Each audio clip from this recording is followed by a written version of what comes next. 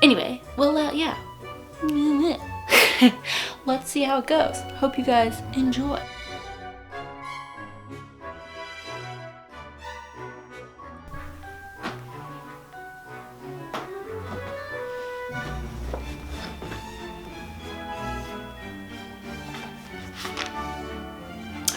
From the inside pocket of his black overcoat, he pulled a slightly squashed box. Harry opened it with trembling fingers. Inside was a large, sticky chocolate cake with "Happy Birthday, Harry" written on it in green icing. Magical. So why, pray tell, am I reading you a passage from Harry Potter and the Sorcerer's Stone, also known as Harry Potter and the Philosopher's Stone, if you're not in America? I'm going to be making the said chocolate cake that Hagrid makes for Harry. I know, it's very exciting. But yeah, we're gonna be cooking and baking, bitches. Let's do it. Go.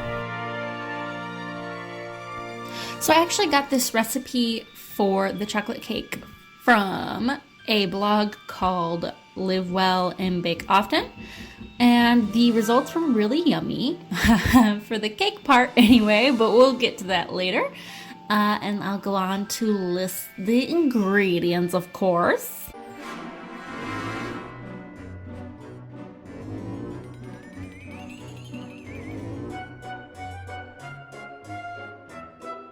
So to start off the recipe, make sure you're following the recipe on the blog, by the way. Don't go by my instructions.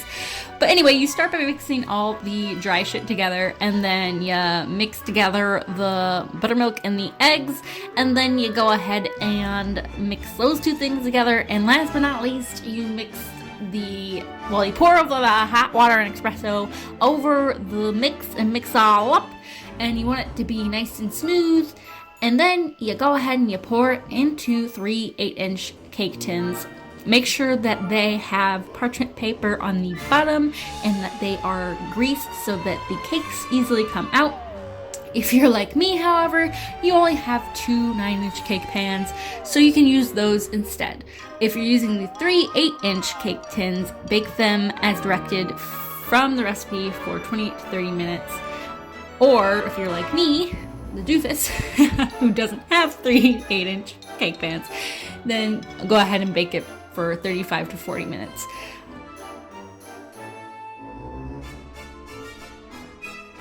So once you take the cakes out of the oven, you want to let them cool, of course.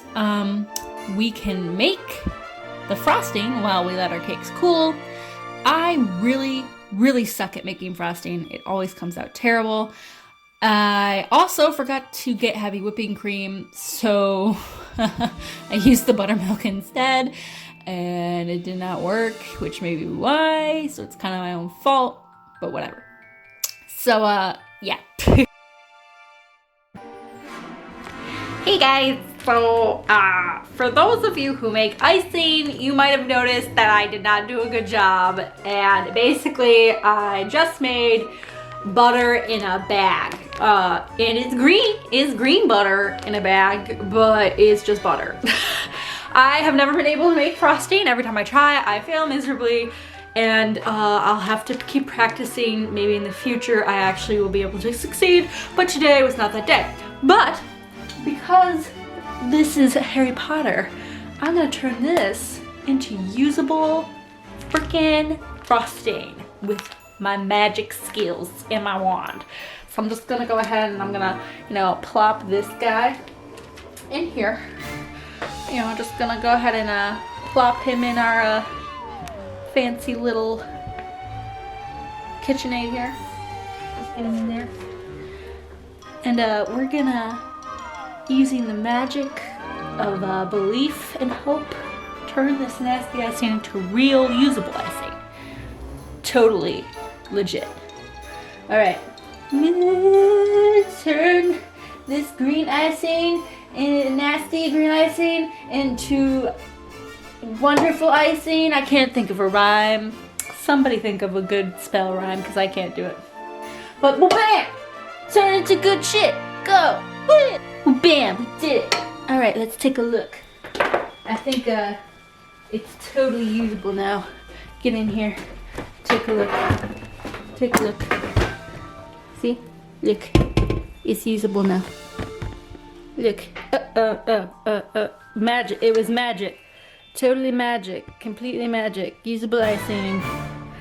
We did it. You saw it here. Real magic, folks. Real magic. Some David Blaine shit. So now that the magic has fixed the problem, we're going to finish frosting these cakes. There is some great advice about how to do this on the recipe. Please follow it if you would like to. I would. Don't follow my thingy. I followed the advice and stuck my cake in the freezer before frosting it each time. So you just want to make sure the cake is cold, as far as I know. Again, follow the instructions, please.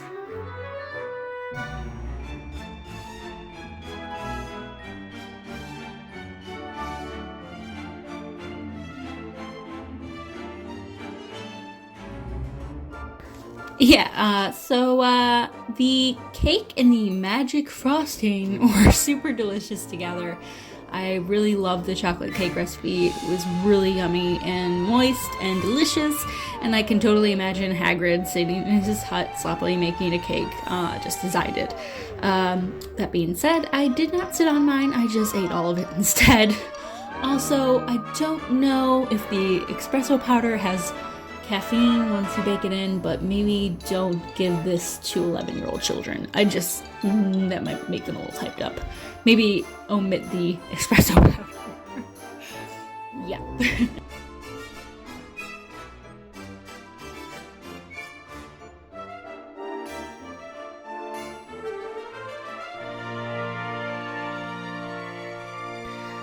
So I do have a little surprise here at the end of the video. My loving partner in crime, Patrick, assisted me. We started a fire and I decided to roast some bangers, or sausages, over the fire just as Hagrid did for Harry after giving him the cake.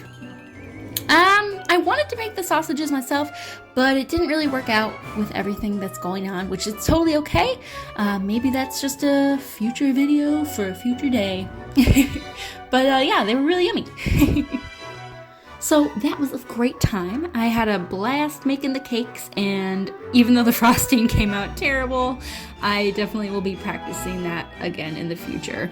I also have been enjoying rereading the Harry Potter series, so maybe I will definitely take note of some yummy things in the book and maybe make some more recipes in the future. But that's it for this one. Thanks for watching, and I hope you have a good one. Bye!